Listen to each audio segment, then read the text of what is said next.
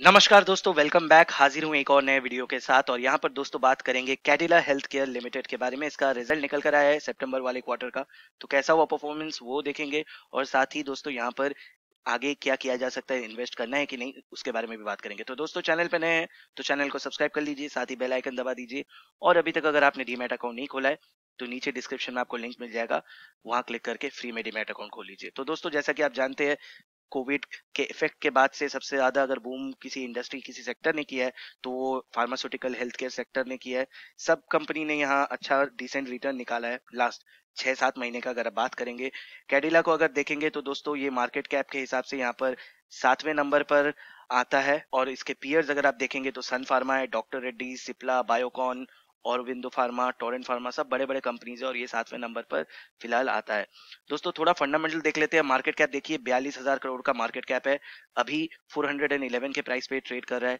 52 week high low अगर देखेंगे तो 448, तो यानी अपने 52 वीक हाई के रेंज में ही है। और 202 का इसने बॉटम बनाया था। हालांकि कोविड में इसने ज्यादा ड्रॉप देखने को नहीं मिला था, एक आध दिन इसमें एक ड्रॉप, बड़ा ड्रॉप था, उसको छोड़ के ज्यादा बड़ा इसमें ड्रॉप देखने को मिला नहीं था। स्टॉक पी अगर देखेंगे तो दोस्तों यहाँ पे 28 का पी है, इंडस्ट्री के एवरेज से थोड़ा ज्यादा है। बुक वैल्यू 101 का है, तो बुक वैल्यू से लगभग 4 गुना ज्यादा प्राइस पे ट्रेड कर रहा है। डिविडेंड 0.85 का डिविडेंड देता है, 0.85% का। रिटर्न ऑन कैपिटल एम्प्लॉयड 11.8% का है। रिटर्न ऑन इक्विटी दोस्तों 14.1% का है। आगे देखते हैं पीजी रेशियो अगर देखेंगे तो दोस्तों यहाँ पे 6.96 का पीजी रेशियो है। डेट 7,000 या 8,000 करोड़ के यहाँ पर आप कह सकते हैं डेट है, तो ये चीज भी आपको यहाँ पे ध्यान में रखना होगा। इंट्रिंसिक वैल्यू दोस्तों 1,400 का इंट्रिंसिक वैल्यू है। प्रॉफिट ग्रोथ आपको नेगेटिव दिखाई देगा, 1 साल का भी और 3 साल का भी। उसको छोड़ के यहाँ पर दोस्तों अर्निंग पर शेयर देखेंगे तो 13 रुपए का अर्निंग करके देता है ये स्टॉक हर एक शेयर में। अब दोस्तों थोड़ा सा पीछे जाते हैं, इसका किस तरीके का सीएजीआर निकला है उसको देख लेते हैं। तो यहाँ पर देखेंगे 10 साल में इसने जबरदस्त सीएजीआर दिया है, मगर 5 साल में वहीं आपको नेगेटिव दिखेगा, 3 साल में भी नेगेटिव दिखेगा और लास्ट 1 साल में यहाँ पर बहुत बड़ा आपको सीएजीआर दिखेगा 61% का। अब यहाँ पर इन्वेस्टमेंट एफआईआईज का और डीआईआईज का कितना है उसको देख लेते हैं। तो यहाँ अगर आप देखेंगे तो एफआईआईज का इन्वेस्टमेंट 4.38% का है। हालांकि 2019 से 4% के रेंज में ही इनका इन्वेस्टमेंट है, मगर उससे पहले देखिए मार्च 2019 में 8% था, वहां से इन्होंने लगभग अपना इन्वेस्टमेंट आधा कर दिया। डीआईआईज देखेंगे तो डीआईआईज का भी लगभग 12-12.5% का यहाँ पर होल्डिंग है। उसको छोड़ के यहाँ पर दोस्तों पब्लिक का 8% का होल्डिंग है। अब दोस्तों सीधा चलते रिजल्ट की तरफ, किस तरीके का परफॉर्मेंस हुआ है उसको देख लेते हैं। तो यहाँ दोस्तों मैंने कंसोलिडेटेड रिजल्ट खोला है, सारे फिगर्स यहाँ पर मिलियंस में है, तो मैं आपको करोड़ में बोलूंगा। कंपैरिजन करेंगे दोस्तों सितंबर 2019 का सितंबर 2020 के साथ।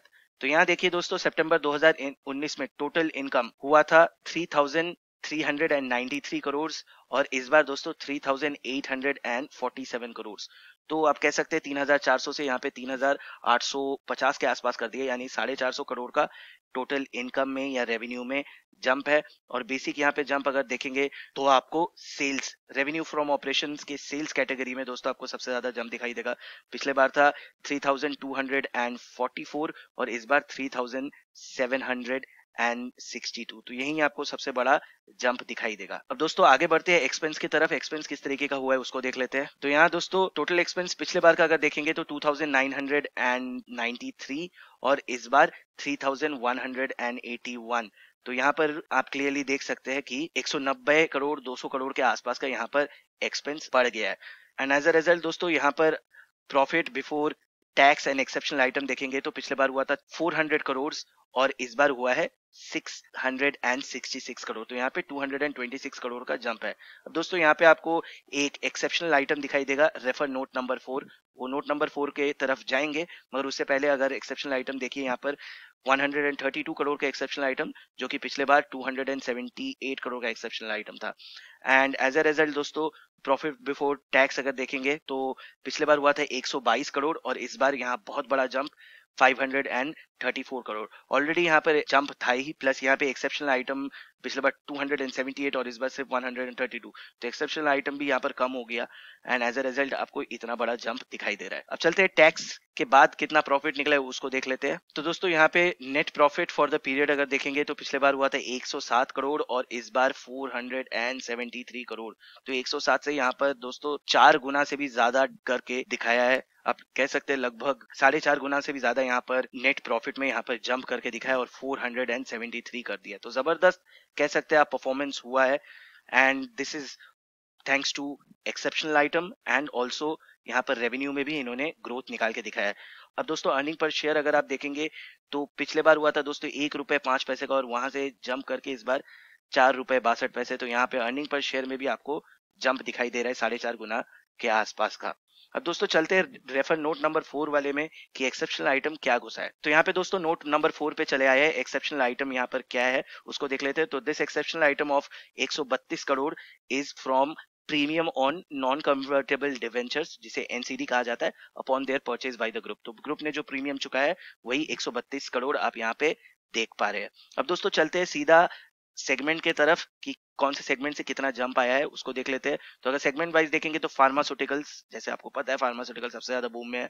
फार्मास्यूटिकल से देखिए पिछले बार हुआ था 3040 करोड़ और इस बार 3478। तो यहाँ पर आपको जबरदस्त 400 करोड़ का जंप दिखाई दे रहा है एंड इवन इनका जो कंज्यूमर प्रोडक्ट्स वाला सेक्शन है वहां पे भी पिछले बार 326 करोड़ हुआ था और इस बार वो हुआ है 342 करोड़। तो यहाँ पर भी एक माइन्यूट रेवेन्यू में जंप है। और रिजल्ट देखेंगे तो कंज्यूमर प्रोडक्ट्स से दोस्तों इनको नेगेटिव आया है। हालांकि पिछले बार भी नेगेटिव आया था, इस बार वो नेगेटिव और बढ़ गया है। 7 करोड़ का यहाँ पे नेगेटिव रिजल्ट है। मगर फार्मास्यूटिकल से देखिए दोस्तों प्रॉफिट देखिए पिछले बार 405 करोड़ का प्रॉफिट हुआ था और इस बार यहाँ पे बूम देखिए 673। सो यहाँ पे 370 करोड़ का जंप किया है फार्मास्यूटिकल कैटेगरी से। चलते हैं दोस्तों सीधा चार्ट की तरफ। यहाँ चार्ट क्या कह रहा है उसको देख लेते हैं। तो यहाँ पर दोस्तों मैंने मंथली कैंडलस्टिक का चार्ट खोल के रखा है। जबरदस्त एक टाइम पे इस स्टॉक ने रिटर्न निकाल के दिया था। अगर यहाँ देखेंगे दोस्तों 2009 में, मार्च 2009 में ये 3840 के रेट पे ट्रेड करता था ये स्टॉक। वहां से देखिए डिसेंट इसने रिटर्न निकाला और अगर आप यहाँ पर देखेंगे दोस्तों 560 के लेवल पे चलाया था 2017 तक। तो 8 साल में इसने 40 रुपए को 560 करके दिखाया। जबरदस्त वो टाइम था। मगर उसके बाद से यहाँ पर एक डाउन ट्रेंड आना शुरू हुआ क्योंकि इनके नंबर्स थोड़े फ्लैट आने शुरू हुए। तो यहाँ पे लोगों को लगा कि शायद ये ओवर वैल्यू हो गया है, तो यहाँ डाउन ट्रेंड आना शुरू हुआ और उसके बाद तो इसने 200 तक का इसने बॉटम बनाया और फिर यहाँ से रिकवरी होना शुरू हुआ। अब दोस्तों वन डे के चार्ट पे अगर आप देखेंगे तो कोविड का जब इफेक्ट आया था दोस्तों वहां पर ज्यादा इसमें ड्रॉप नहीं देखने को मिला था, क्योंकि अगर आप यहाँ पर देखेंगे ये एक स्टॉक ऑलरेडी एक ड्रॉप के बाद यहाँ पे रिकवरी की तरफ ये कंपनी जा रहा था। हाँ, कोविड का जब मार्च में क्रैश हुआ था दोस्तों एक आध दिन का आपको बड़ा ड्रॉप देखने को मिलेगा, 220 तक का लेवल इसने टच किया था। मगर वो संग संग रिकवर होके दोस्तों इसने एक अप ट्रेंड दिखाना शुरू किया और जबरदस्त इसमें तेजी देखने को मिला। अब दोस्तों यहाँ पे सवाल उठता है कि क्या यहाँ निवेश करना चाहिए कि नहीं चाहिए।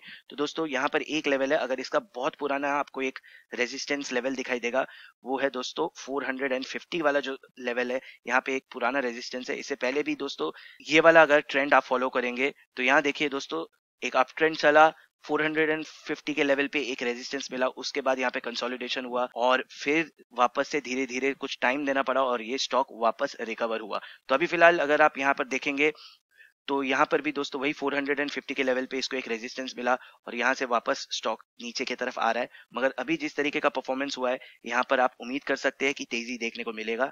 तो अभी फिलहाल अगर आप यहाँ पे शॉर्ट टर्म स्मॉल अगर आप यहाँ पर रेंज लेकर इन्वेस्टमेंट करना चाहते हैं तो अभी आप 450 का लेवल टारगेट लेकर इन्वेस्ट कर सकते हैं। अगर ये 450 का लेवल टारगेट क्रॉस करता है तो वेल एंड गुड, वरना 450 में आप यहाँ पर अपना पोजीशन क्लोज कर सकते हैं। रहा बात यहाँ पे अगर आप लॉन्ग टर्म का इन्वेस्टमेंट करना चाहते हैं तो दोस्तों स्टॉक में कैपेबिलिटी है, फंडामेंटली अच्छा स्टॉक कंपनी है, फार्मास्यूटिकल कंपनी है, तो यहाँ पे और आपको तेजी देखने को मिल सकता है। और मैं फिलहाल आपको 500 तक का लेवल यहाँ पर टारगेट लेकर चलने को कहूंगा, क्योंकि आगे जाके कोविड का अगर वैक्सीन आया तो उसके बाद भी यहाँ पर फार्मास्यूटिकल सेक्टर में और तेजी देखने को मिल सकता है। तो फिलहाल 500 25 का टारगेट लेकर चलिए, मगर अपना होराइजन 6 मंथ प्लस ही रखिएगा। रहा बात यहाँ पे स्टॉप लॉस का, तो दोस्तों स्टॉप लॉस का स्ट्रिक्ट लेवल मैं कहूंगा 350 का जो लेवल है, इसको अपना स्टॉप लॉस लेकर चलिए। इससे नीचे निकलता है तो हो सकता है ये वापस से डाउन ट्रेंड की तरफ कन्वर्ट हो जाए।